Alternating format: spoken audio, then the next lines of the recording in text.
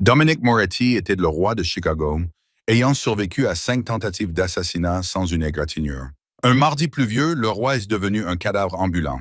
Son empire s'est effondré alors qu'il se vidait de son sang sur le sol crasseux d'un restaurant bon marché ouvert 24 heures sur 24. Son équipe médicale coûteuse n'était pas là. La mort était imminente. Personne ne pouvait l'aider jusqu'à ce qu'elle sorte de la cuisine.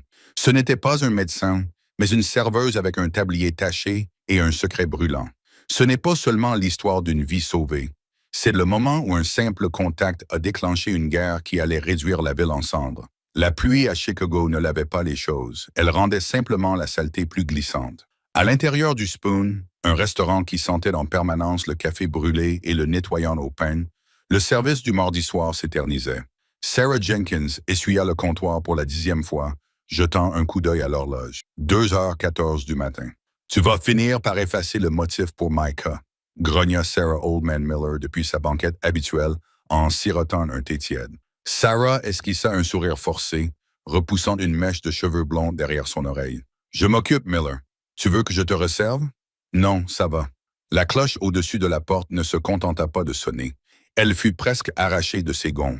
Sarah leva les yeux, son chiffon figé à mi-chemin. 3 hommes firent éruption. Les 2 à l'extérieur étaient imposants, trempés et vêtus de costumes qui coûtaient plus cher que le restaurant lui-même. Mais c'était l'homme au milieu qui attirait l'attention, même s'il s'effondrait.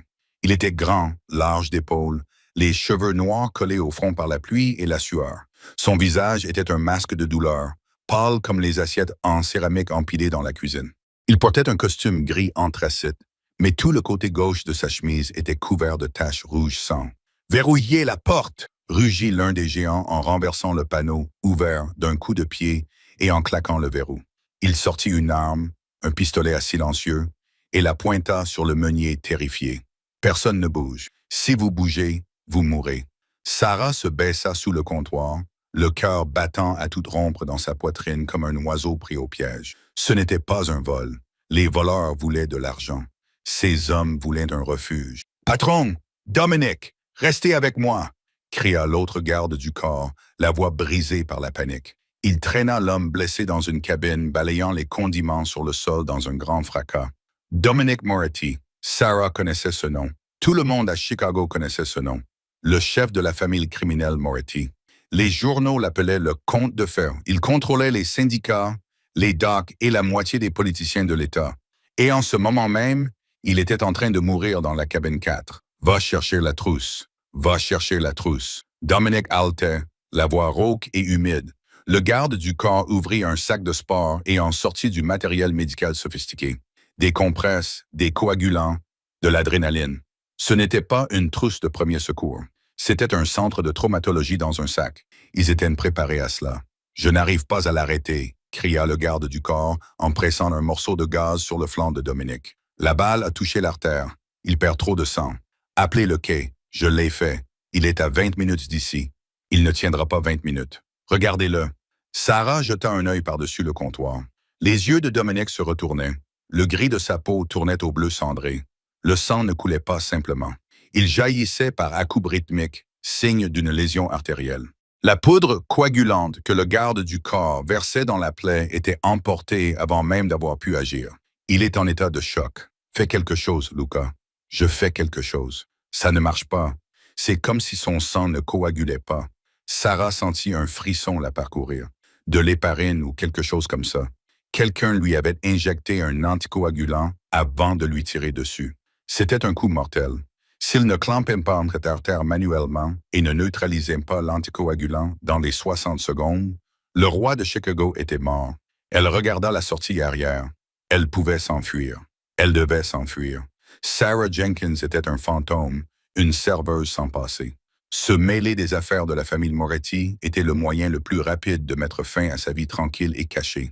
Mais elle entendit alors un bruit, un gémissement guttural et désespéré provenant de l'homme mourant. C'était le bruit d'un homme qui n'était pas encore prêt à quitter ce monde. Et contre tous les instincts de survie qu'elle avait affinés pendant 5 ans, Sarah se leva. « Écartez-vous », dit-elle. Sa voix n'était pas forte, mais elle tranchait la panique comme un scalpel. Le garde du corps nommé Luca se retourna et pointa son arme sur sa tête. « Je n'ai rien dit. Personne ne bouge. Tirez sur moi. » Et il meurt dans 30 secondes, dit Sarah d'une voix calme, les yeux fixés sur Lucas. Elle sortit de derrière le comptoir, les mains levées, mais les paumes ouvertes. Il a reçu une dose d'anticoagulant, probablement de la wararine ou un dérivé synthétique. Votre poudre coagulante est inutile. Il a besoin d'un garrot haut sur la ligne axillaire et d'une pression manuelle sur l'artère sous-clavière. Maintenant, Luca cligna des yeux, son âme tremblant. « Quoi? Bouge !» aboya Sarah, abandonnant complètement son personnage de serveuse. Elle repoussa le tueur à gages de 110 kg. Il était tellement abasourdi qu'il la laissa faire. Sarah se glissa dans la banquette en face de Dominic. De près, les dégâts étaient horribles. L'odeur de cuivre et d'eau de colonne coûteuse était écœurante. Les yeux de Dominic s'ouvrirent et se posèrent sur elle. Ils avaient la couleur des nuages d'orage, gris et turbulents. « Qui ?» allaita-t-il. « Économise ton souffle, ordonna-t-elle. Elle n'hésita pas. Elle ne broncha pas devant le sang. Ses mains bougeaient avec une rapidité et une précision impossibles pour une serveuse de restaurant. Elle déchira davantage sa chemise, les boutons volant dans tous les sens. « Donne-moi ta ceinture », ordonna-t-elle à Luca sans le regarder. « Ma ceinture maintenant. » Luca se précipita, arrachant sa ceinture. Sarah l'attrapa, l'enroula haut autour de l'épaule de Dominic, près de l'aisselle, et la serra fort. Plus fort qu'un profane ne l'aurait cru possible. Dominic rugit de douleur, son corps se cambrant sur le siège en vinyle. « Maintenez-le » cria Sarah. Elle plongea ses mains directement dans la plaie ouverte. Miller, dans le coin, eut un haut le cœur. Sarah ne se contentait pas d'appuyer. Elle creusait. Elle contourna le muscle déchiré, ignora la côte brisée et trouva le tube lisse et pulsatile de l'artère. Elle le pinça fort. Le jaillissement s'arrêta instantanément.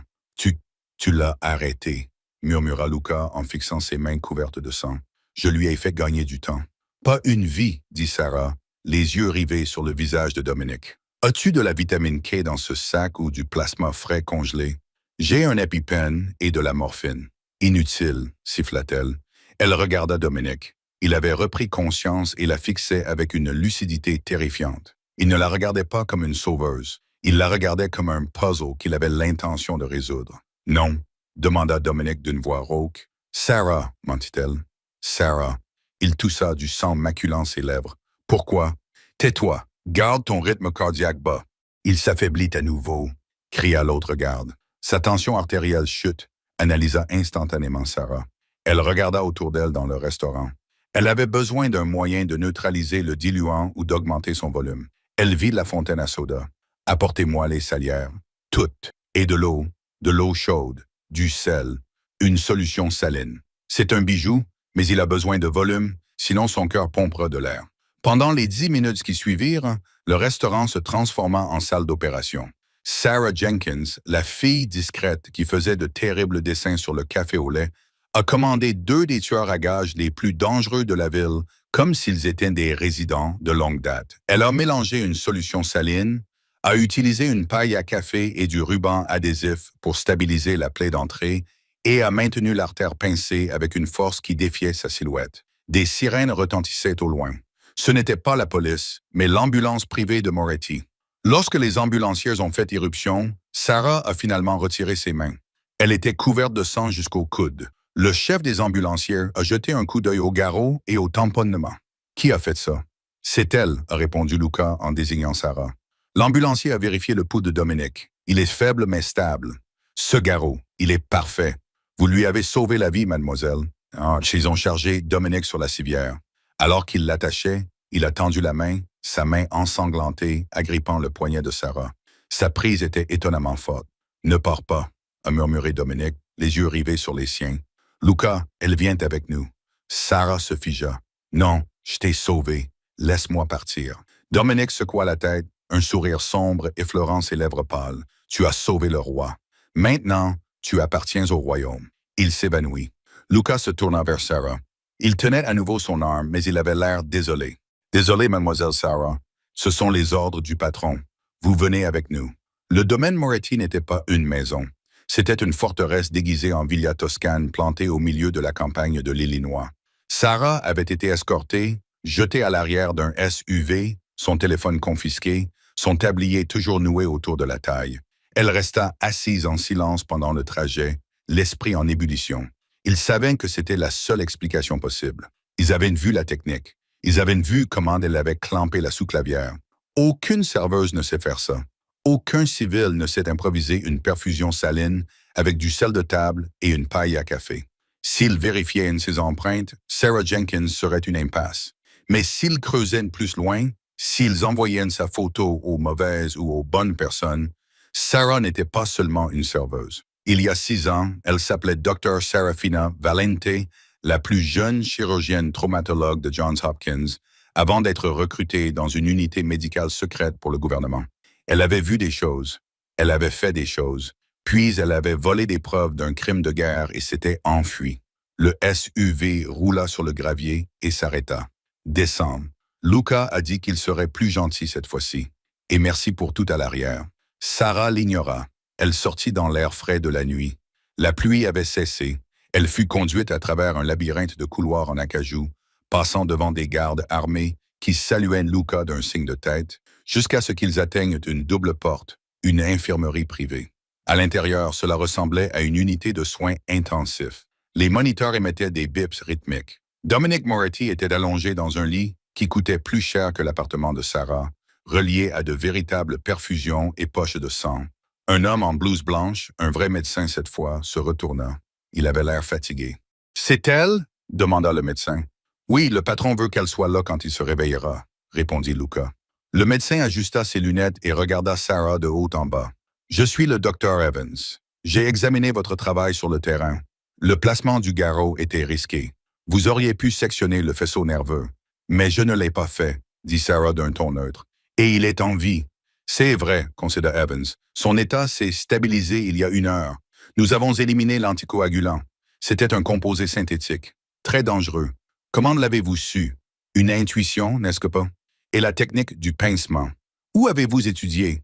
À Yale et Harvard, à l'université YouTube. Sarah resta impassible. Je peux partir maintenant. J'ai une garde demain. Vous êtes drôle. Une voix grave gronda depuis le lit. Sarah se figea. Dominic était réveillé. Il avait mauvaise mine, il était pâle, couvert de bleu, avec des cernes sous les yeux, mais il était réveillé, et l'intensité de son regard n'avait pas faibli. Il appuya sur un bouton pour relever la tête du lit. « Laissez-nous, » dit Dominic. « Patron, vous avez besoin de repos, » protesta le Dr. Evans. « J'ai dit, laissez-nous. » La pièce se vida instantanément. Même Luca n'hésita pas. Sarah se tenait au pied du lit, croisant les bras pour cacher le tremblement de ses mains. Elle était seule avec l'homme le plus dangereux de la ville. Dominic l'observa longuement. Le silence était lourd et suffocant. « Approchez-vous, dit-il. Je suis bien ici. Je n'aime pas se crier. J'ai été blessé par balle au cas où vous ne l'auriez pas remarqué. » Sarah fit 2 pas hésitants en avant. « Comment vous appelez-vous? Je vous l'ai dit. Sarah Jenkins. Sarah Jenkins, répéta Dominic, savourant le nom. Sarah Jenkins, qui travaille de nuit dans un bouge comme le Rusty Spoon, qui vit dans un immeuble sans ascenseur sur la 4e rue, qui paye son loyer en espèces. Sarah sentit son sang se glacer. « Vous avez déjà vérifié mes antécédents. J'ai eu 5 heures pendant que je me vidais de mon sang. Mon équipe travaille vite. » Dominic grimaça en bougeant. « Voici ce qu'ils ont trouvé, Sarah. Rien. Pas de certificat de naissance, pas de numéro de sécurité sociale avant il y a 3 ans, pas de relevé de notes du lycée. Tu es apparu en 2023. » Il la regarda, les yeux plissés. « Alors, qui es-tu vraiment? Une assassin qui a pris peur, une espionne, juste une femme qui veut qu'on la laisse tranquille? » dit Sarah doucement. « Tu as une drôle de façon de le montrer. Tu m'as sauvé la vie. Pourquoi? Parce que tu mourrais. C'est ce que font les gens. »« Pas dans mon monde, dit Dominic. Dans mon monde, quand le roi tombe, les chacals applaudissent. Mon propre frère. » Il s'interrompit, une expression de douleur traversant son visage. Cela n'avait rien à voir avec la blessure par balle. Il regarda ses mains. Elles étaient désormais propres, mais le souvenir du sang était toujours présent. « Tu as un don, » dit Dominic, « et j'ai un problème. Je ne veux pas de tes problèmes. Trop tard. Tu es déjà impliqué. » Dominic fit un geste vers la porte. L'homme qui m'a tiré dessus. Ce n'était pas seulement un tueur à gages, c'était un initié. Quelqu'un de mon entourage veut ma mort. Si je vais à l'hôpital, ils finiront le travail. Si je fais confiance à mon propre personnel, je risque de faire confiance aux traîtres. Que veux-tu dire? Je dis que je ne peux faire confiance à personne, sauf à l'inconnu qui n'avait rien à gagner et qui m'a quand même sauvé. Dominic se pencha en avant, luttant contre la douleur. Tu n'es plus serveuse, Sarah. Tu es mon infirmière privée. Tu restes dans cette maison. Tu surveilles mes médicaments. Tu vérifies ma nourriture. Tu t'assures que personne ne me fait de piqûres sans ton autorisation. Je ne ferai pas ça, rétorqua Sarah. Je ne suis pas ta propriété. C'est du kidnapping. Appelez ça comme vous voulez, dit calmement Dominic. Mais voici le marché. Vous restez, je vous paye 10 000 $ par semaine. Vous m'aidez à découvrir qui a essayé de me tuer. Une fois que je serai en sécurité, vous repartirez avec assez d'argent pour disparaître pour de bon cette fois. Sarah hésita.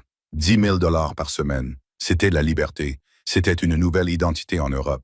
Et si je refuse, l'expression de Dominic se durcit. Alors je te libère. Mais je ne peux pas garantir ta sécurité. Les hommes qui m'ont tiré dessus ont vu ton visage. Ils savent que tu m'as sauvé. Ils savent que c'est grâce à toi que leur coup d'État a échoué. Si tu franchis cette porte, Sarah, tu seras une menace, et les menaces doivent être éliminées. C'était une menace déguisée en logique. Il avait raison. Au moment où elle était intervenue, elle s'était peint une cible dans le dos. Sarah regarda l'homme dans le lit. Il était manipulateur, dangereux et cruel. Mais il y avait autre chose dans ses yeux, du désespoir.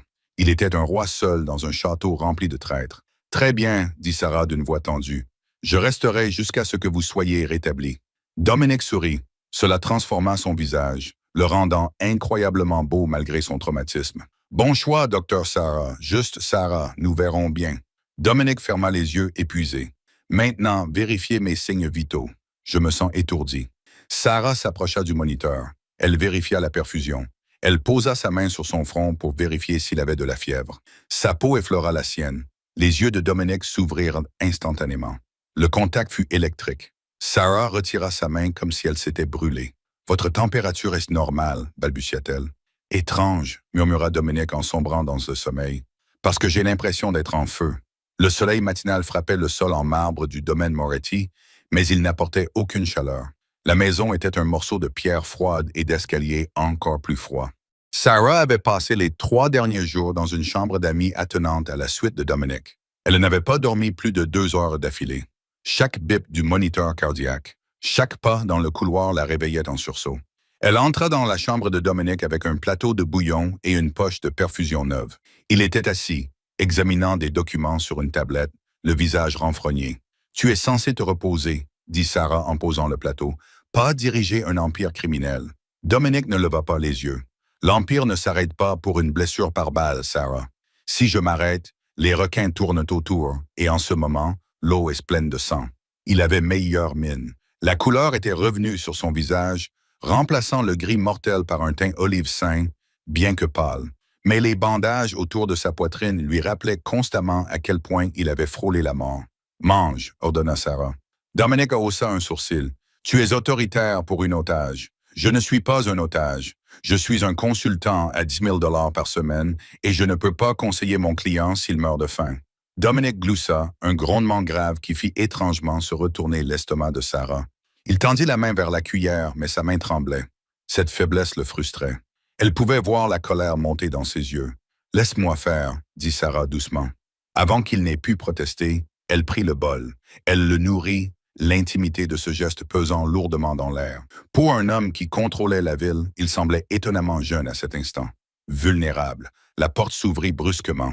Un homme entra, vêtu d'un costume qui criait « Créateur italien ».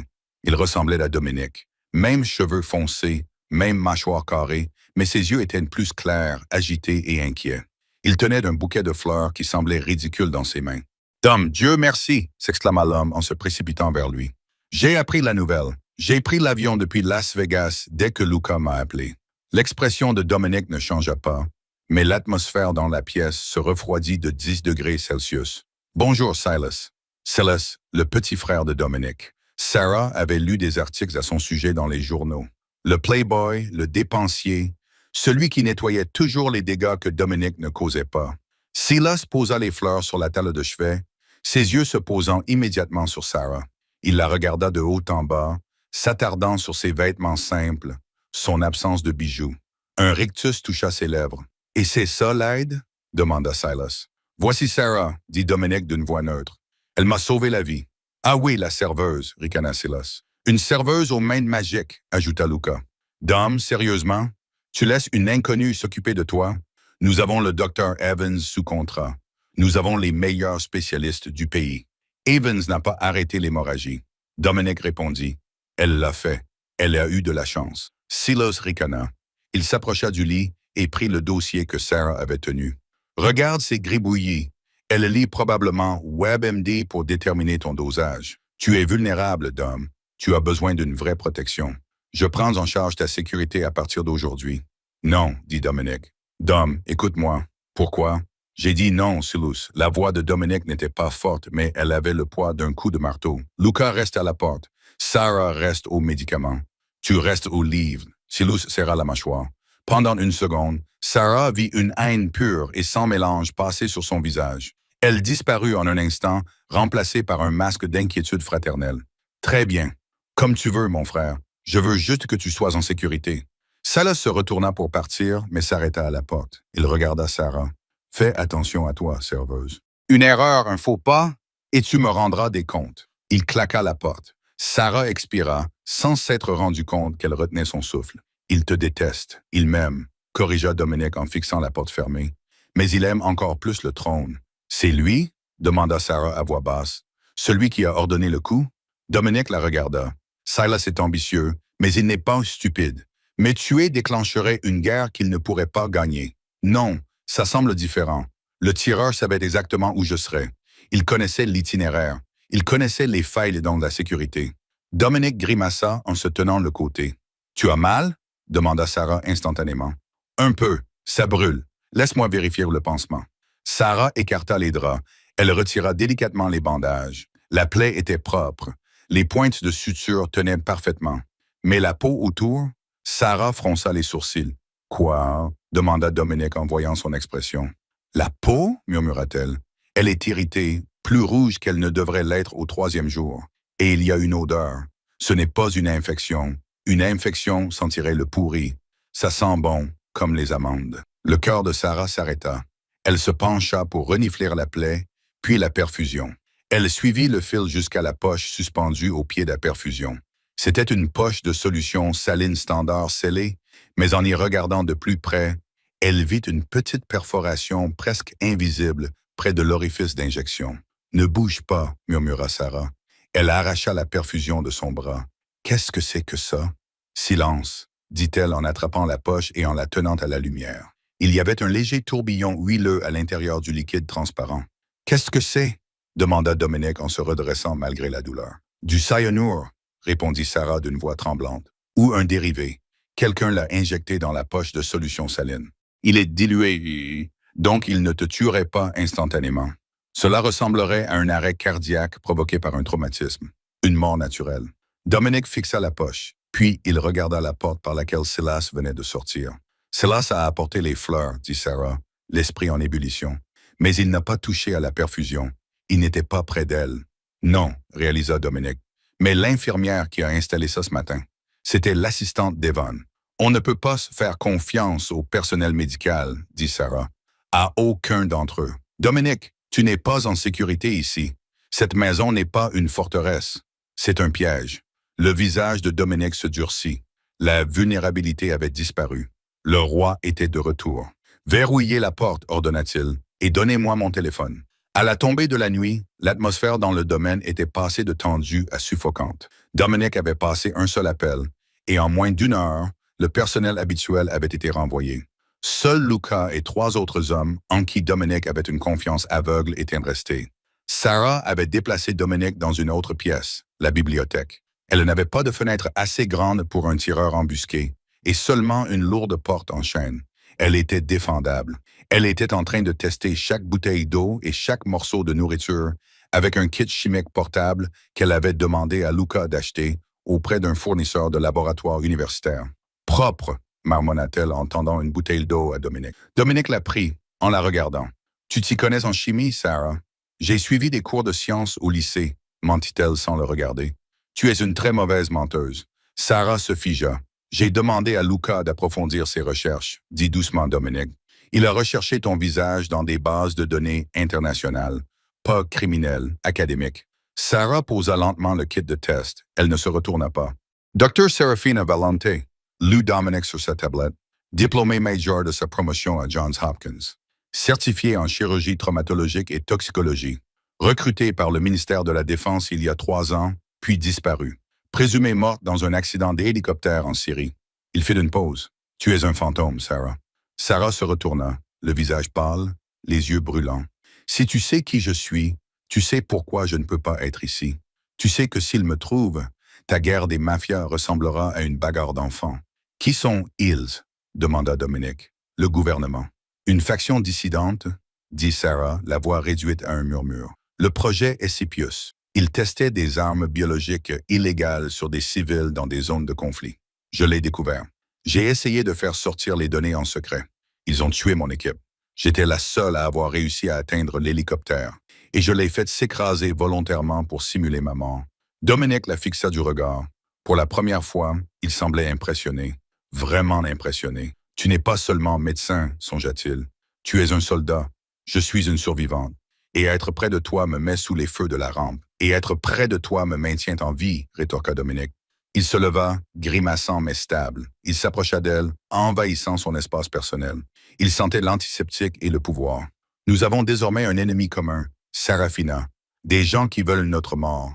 Nous sommes tous deux des cibles. » Il tendit la main et écarta une mèche de cheveux de sa joue. Son contact était chaleureux, possessif. Ensemble, nous sommes dangereux. Le moment fut brisé par le bruit du verre qui se brisait. Crash!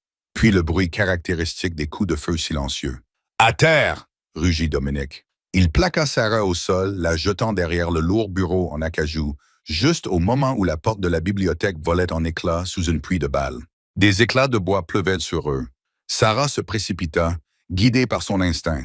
Elle n'était plus la serveuse. Elle était le docteur Valente, une vétérane des zones de guerre. « Combien? » demanda-t-elle en cherchant les issues de la pièce. « Trop! » grogna Dominic. Il sortit un pistolet d'un étui fixé sous le bureau. Un énorme calibre .045. Il vérifia le chargeur. « Luca doit être à terre, ils sont à l'intérieur. » Des ombres bougeaient dans le couloir. Des viseurs laser transperçaient la poussière. « Ils ont coupé le courant, » murmura Dominic. « Ils utilisent des lunettes de vision nocturne. »« Nous sommes aveugles, » dit Sarah. « Pas tout à fait. » Dominic fouilla dans sa poche et en sortit d'une grenade flash. « Mon frère disait toujours que j'étais paranoïaque de garder ça dans mon bureau. » Il retira la goupille. « Couvrez-vous les oreilles et fermez les yeux. Quand je la lancerai, nous courons vers le passage des domestiques derrière la bibliothèque. Dominic, ta blessure. Si nous restons, la blessure n'aura plus d'importance. Prête? » Sarah acquiesça, pressant ses mains sur ses oreilles et fermant les yeux. Boum! L'explosion fut assourdissante. Une lumière blanche brûlante transperçant même ses paupières. Des cris retentirent depuis l'entrée. « Bouge! » hurla Dominic. Il attrapa sa main et la traîna vers le mur du fond. Il tira un faux livre et une partie de la bibliothèque s'ouvrit. Ils plongèrent dans l'obscurité juste au moment où des balles déchiquetaient l'endroit où ils se trouvaient. Le passage était étroit et sentait la poussière ancienne et la pourriture sèche. Ils coururent, Dominic trébuchant, le souffle court. Sarah pouvait voir du sang frais suinter à travers sa chemise. Il déchirait ses pointes de suture. « Arrête !» siffla-t-elle en le tirant vers une petite alcôve. « Tu saignes à nouveau. Continue d'avancer, » haleta Dominic. « Non, nous devons stabiliser ça. » Elle déchira un morceau de sa chemise, appuie dessus. Alors qu'elle pressait le tissu contre sa poitrine, Dominic la regarda dans la faible lumière provenant des fissures dans les murs. Son adrénaline s'estompait et la douleur prenait le dessus. « Si nous mourons ici, » murmura Dominic, « je veux que tu saches que tu es la seule chose réelle que j'ai trouvée en disant. »« Nous ne mourrons pas, » dit Sarah avec férocité. « Je ne t'ai pas sauvé 2 fois pour te laisser mourir dans un couloir poussiéreux. » Soudain, le mur derrière eux siffla. Un panneau caché s'ouvrit. Silas se tenait là. Il tenait un pistolet mitrailleur silencieux.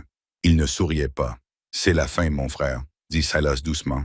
Dominic poussa Sarah derrière lui, la protégeant de son corps. « C'est toi qui as fait ça. Tu les as laissés entrer. Je les ai payés, » corrigea Silas. « Les mercenaires, le poison. Il était temps de changer de direction. Tu t'es ramolli, Dom. Gardez cette femme ici, ça le prouve. » Silas leva son arme. « Au revoir, Dominic. » Clic, Silas fronça les sourcils. Il appuya à nouveau sur la gâchette. Clic. « Il est enrayé ?» demanda Dominic, la voix empreinte d'un sombre amusement. « Impossible !» marmonna Silas en regardant l'arme. « Ce n'est pas impossible !» intervint Sarah derrière Dominic. Sa voix était calme. « J'ai changé les percuteurs. Silas releva brusquement la tête. Quoi? Quand tu as posé ton manteau et ton arme dans le hall pour crier après Dominique tout à l'heure, dit Sarah, j'ai heurté la table. J'ai grandi avec un frère qui adorait les armes. Je peux démonter un Glock en 10 secondes. J'ai pris ton percuteur. Il est dans ma poche. Dominique se mit à rire. C'était un son sombre et terrifiant. Silas regarda tour à tour l'arme inutilisable et le visage de son frère. Le sang se retira de ses joues. Cours, murmura Dominique.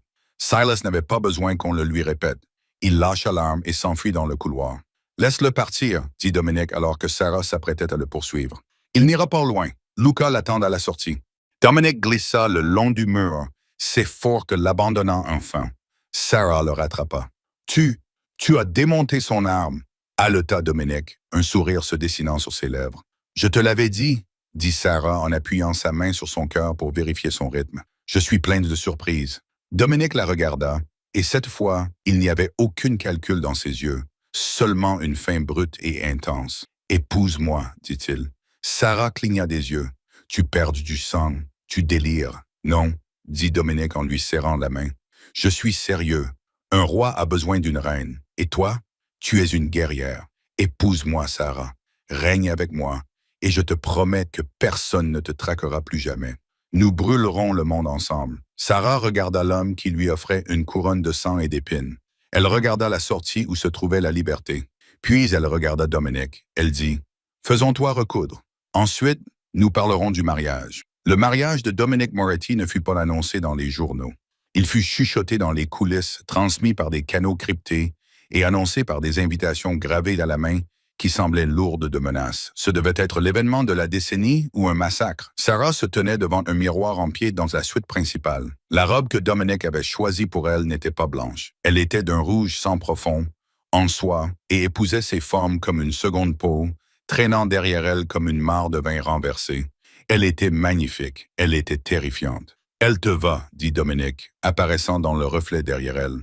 Il portait un smoking qui coûtait plus cher qu'une voiture de luxe, taillé sur mesure pour cacher le gilet pare-balles en Kevlar sous sa chemise. Son visage était toujours pâle, mais ses yeux brûlaient d'un feu froid et prédateur. « Elle est magnifique, dit Sarah en touchant la soie. Mais j'ai l'impression d'être une cible. C'est le cas, admet Dominique. Il posa ses mains sur ses épaules. Ce soir, tous mes ennemis seront dans cette pièce. Les chefs des 5 familles, les politiciens corrompus, les fournisseurs. Ils viennent pour voir si les rumeurs sont vraies, si le conte de fer est faible, s'il est mourant. Et ils viennent pour me voir, ajouta Sarah. La femme mystérieuse. Ils pensent que tu es ma faiblesse, murmura Dominique, son souffle chaud contre son oreille. Ils ne savent pas que tu es la lame. Il la fit pivoter. Silas est toujours là-bas. Mes sources disent qu'il rencontre un soutien, quelqu'un d'assez puissant pour le protéger de moi, quelqu'un qui veut mon territoire. Ce soir, nous allons les débusquer. Sarah regarda sa poitrine. Tes pointes de suture ont tenu pendant l'essayage, mais si tu te bats, c'est pour ça que je t'ai toi, dit Dominique. Il fouilla dans sa veste et en sortit une petite boîte en velours. À l'intérieur, il n'y avait pas de bague, mais une épingle à cheveux incrustée d'un diamant étincelant. Il la glissa dans sa coiffure sophistiquée. Du titane affûté, murmura-t-il, et la pointe est recouverte d'un agent paralysant, à action rapide, au cas où. Sarah toucha l'épingle. Elle était lourde. Tu sais vraiment comment séduire une fille, Dominique. Je ne te sors pas, Sarafina. Je t'arme. Ils descendirent ensemble le grand escalier. La salle de bal du domaine avait été transformée. Des milliers de roses noires remplissaient la pièce. Un quatuor à cordes jouait une mélodie envoûtante. Les invités formaient une mer de requins en costume coûteux. Lorsque Dominique et Sarah entrèrent, les conversations cessèrent instantanément. Tous les regards se tournèrent vers eux. Sarah balaya la pièce du regard, mettant en pratique son entraînement tactique. Elle ne regardait pas les bijoux ni les robes. Elle regardait les mains, les poches, les sorties. « Table 3, murmura-t-elle sans bouger les lèvres. L'homme à la cravate bleue. Il transpire. Sa main gauche n'arrête pas de tapoter sa cuisse. Il est armé. « C'est Capo Russo, répondit Dominique à voix basse. Il a rejoint Silas la semaine dernière. Il pense que je ne le sais pas. Table 9, continua Sarah. La femme en doré, elle surveille les gaillards, pas nous. Isabella Vin, spécialiste en poison. Ne mange rien de ce qu'elle te teint. Ils arrivèrent à l'hôtel. Le prêtre, un homme qui semblait avoir enterré plus de corps qu'il n'avait baptisé, commença la cérémonie. Dominique prit la main de Sarah, sa poigne était d'une force de fer. Dominique, voulez-vous prendre cette femme pour épouse? Oui, répondit Dominique, sa voix résonnant dans la salle silencieuse. Et vous, Sarah? Sarah regarda la foule. Elle vit la cupidité dans leurs yeux. Elle vit le calcul. Ils attendaient le moment propice pour frapper. Ils pensaient que c'était l'enterrement de l'empire de Dominique. Elle regarda Dominique. Il ne regardait pas la foule. Il ne regardait qu'elle. Dans ses yeux, elle vit le reflet de sa propre âme brisée et dangereuse. Oui, dit-elle, ainsi par le pouvoir qui m'est conféré. Boum! Les doubles portes à l'arrière de la salle de bal s'ouvrirent brusquement. Silas se tenait là. Il ne se cachait plus. Il était flanqué de 6 hommes en tenue tactique, armés de fusils d'assaut de type militaire. Mais ce n'était pas Silas qui attirait l'attention de la salle. C'était l'homme qui se tenait à côté de lui.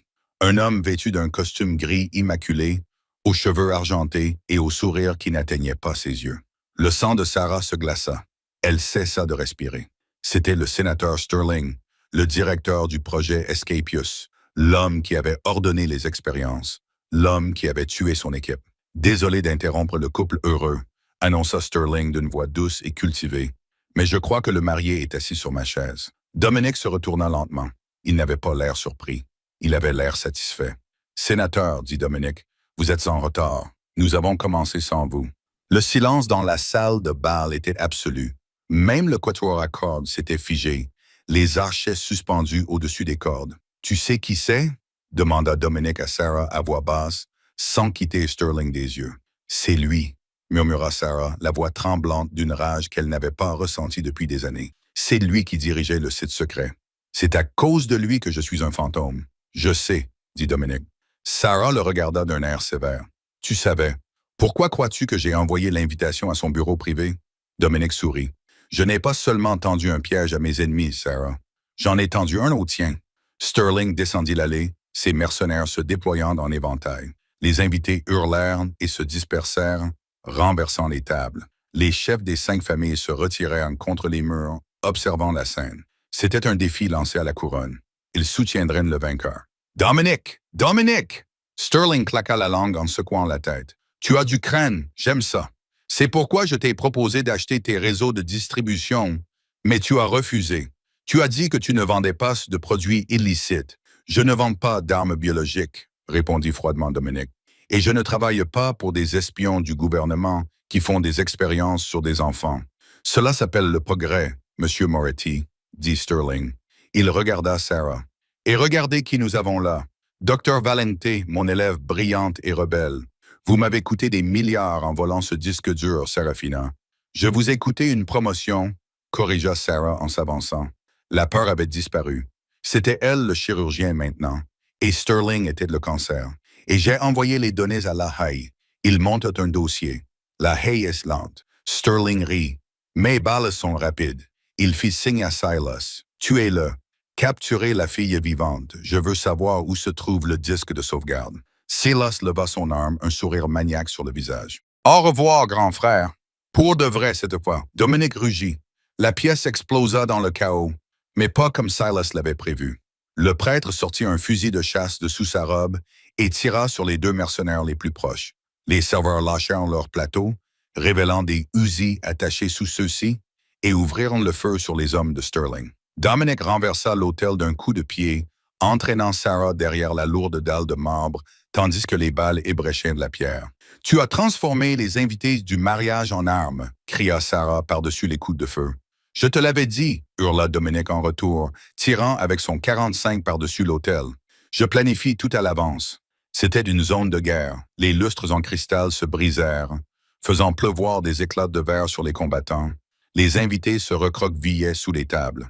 Silas est sur la droite, avertit Sarah en l'apercevant à travers la fumée. « Je n'ai plus de munitions !» grogna Dominique en éjectant son chargeur. « Couvre-moi, dit Sarah. »« Quoi? Couvre-moi !» Sarah n'attendit pas. Elle sauta par-dessus l'autel en marbre. Elle n'était plus qu'un flou de soie rouge et d'intentions meurtrières. Scylla la vit arriver et brandit son fusil. Mais Sarah fut plus rapide. Elle glissa sur le sol poli, la soie de sa robe sifflant, et lui fit un croche-pied. Silas heurta violemment le sol. Il se précipita pour récupérer son arme, mais Sarah était déjà sur lui. Elle ne le frappa pas. Elle ne l'étrangla pas. Elle retira la barrette en diamant de ses cheveux. C'est de la part de Dominic, siffla-t-elle. Elle enfonça la barrette dans le cou de Silas. Silas haleta, les yeux écarquillés. Il tenta de crier, mais ses muscles laryngés se contractèrent instantanément. La paralysie se propagea en quelques secondes. Il s'effondra sur le sol, les yeux ouverts, pleinement conscient, mais incapable de bouger le moindre muscle. « Ne t'inquiète pas, murmura Sarah. Ce n'est pas mortel. Dominic veut te parler plus tard. Docteur Valente. » Sarah se retourna brusquement. Le sénateur Sterling se tenait à 3 mètres d'elle, un petit pistolet argenté pointé sur son cœur. Ses mercenaires étaient morts ou immobilisés. Il était seul. « Vous êtes un fléau, cracha Sterling. J'aurais dû vous faire liquider en Syrie. Vous avez essayé, dit Sarah en se tenant droite. Vous avez échoué. Je ne vais pas échouer maintenant. Sterling appuya sur la gâchette. Bang! Sterling sursauta. Un regard de surprise traversa son visage. Il baissa les yeux. Une fleur rouge s'épanouissait sur sa chemise blanche, juste au-dessus de son cœur. Il s'effondra. Derrière lui se tenait Dominic Moretti. Il s'appuyait lourdement contre un pilier, son arme fumante à la main. Il saignait d'une écorchure récente sur la joue, son smoking était en lambeaux. Personne. Haleta Dominic en s'approchant de Sarah. Menacez ma femme. La pièce devint silencieuse. La fumée se dissipa. Les mercenaires survivants lâchèrent leurs armes, réalisant que leur commanditaire était mort. Dominic regarda autour de lui les chefs du crime organisé recroquevillés. Il ne dit pas un mot. Il se contenta de désigner le corps du sénateur et son frère paralysés. Le message était clair. Le roi n'est pas mort. Le roi est intouchable. Les uns après les autres, les chefs se levèrent. Caparuso, le traître, tremblait. Il regarda Dominic, puis baissa la tête. « Longue vie au roi », murmura Rousseau. « Longue vie au roi », cria une autre voix. Bientôt, la salle résonna de ce chant. Dominic les ignora. Il se tourna vers Sarah. Elle respirait difficilement, ses cheveux étaient en bataille, sa robe déchirée, ses mains couvertes de sang qui n'était pas le sien. « Ça va ?» demanda-t-il. « J'ai abîmé ma robe », répondit-elle dans un petit rire hystérique. « Je t'en achèterai toute une collection, dit Dominic.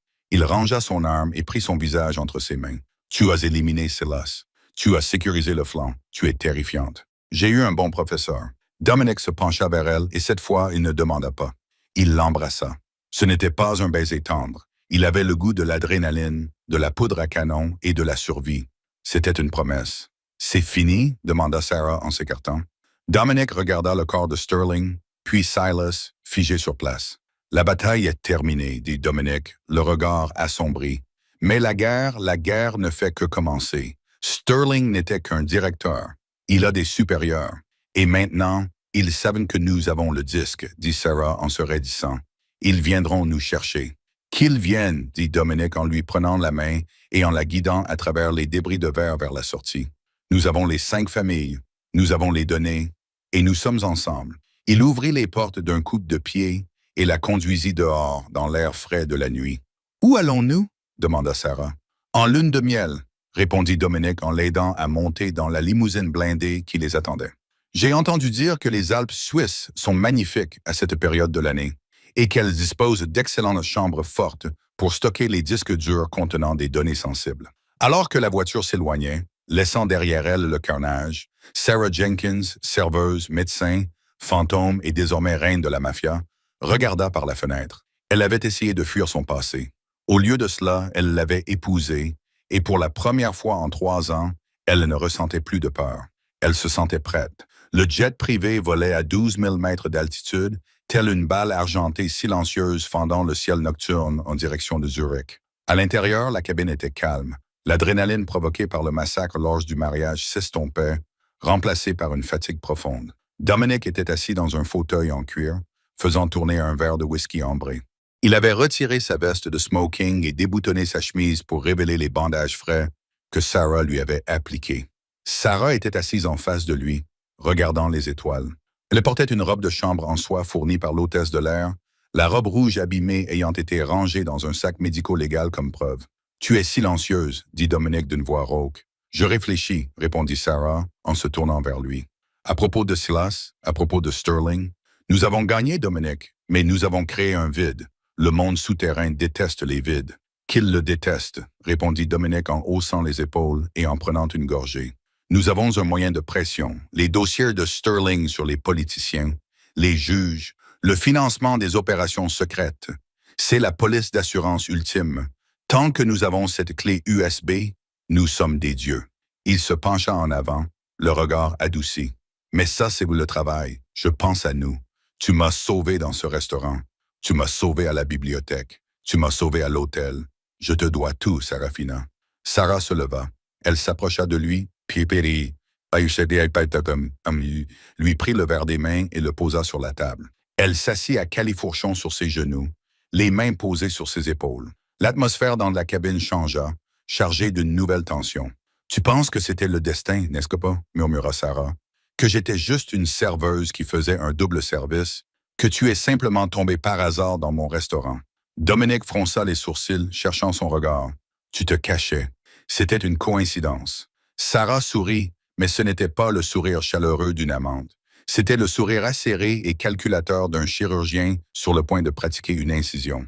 « Dominique, dit-elle doucement, je suis une stratège. Je ne crois pas aux coïncidences. » Elle se pencha vers lui, ses lèvres effleurant son oreille. « Je ne travaillais pas seulement au Rusty Spoon. J'ai acheté le bâtiment par l'intermédiaire d'une société écran il y a 6 mois. Je savais que Silas préparait un coup d'État. Je savais qu'il empoisonnait ta chaîne d'approvisionnement. J'avais mis son téléphone sur écoute plusieurs semaines avant qu'il n'appelle le tueur à gages. » Dominique se raidit sous elle. « Que veux-tu dire? » « Je veux dire que je savais où le coup allait avoir lieu, » avoua Sarah en s'écartant pour le regarder dans les yeux. « Je savais qu'il t'attendait en embuscade sur la 4e rue. Je savais que le seul endroit ouvert avec une sortie à l'arrière était mon restaurant. Je t'attendais, Dominique. » Dominique la fixa du regard.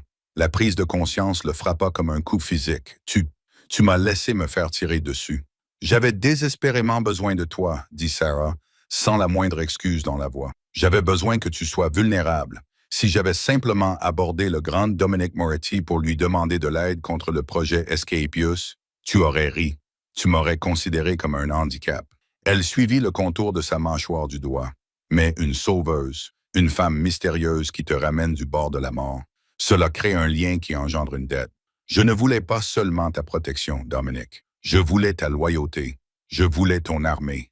Alors, je les ai laissés te tirer dessus. Et ensuite, je me suis assuré d'être la seule à pouvoir te soigner. » Dominique resta silencieux pendant un long moment. Il regarda la femme qu'il venait d'épouser. Il vit le calcul froid, l'intelligence, la cruauté absolue. Il aurait dû être furieux. Il aurait dû être terrifié. Au lieu de cela, un sourire lent et sombre se dessina sur son visage. Il passa sa main derrière sa nuque et l'attira vers lui jusqu'à ce que leurs fronts se touchent. « Je pensais avoir épousé un médecin, » murmura Dominique, la voix pleine d'une admiration perverse. « Mais j'ai épousé un monstre. Es-tu en colère? » demanda Sarah. « En colère? » Dominique éclata d'un rire grave et dangereux. « Sarafina, j'ai passé toute ma vie à chercher quelqu'un qui comprenne que le pouvoir ne se donne pas. Il se prend.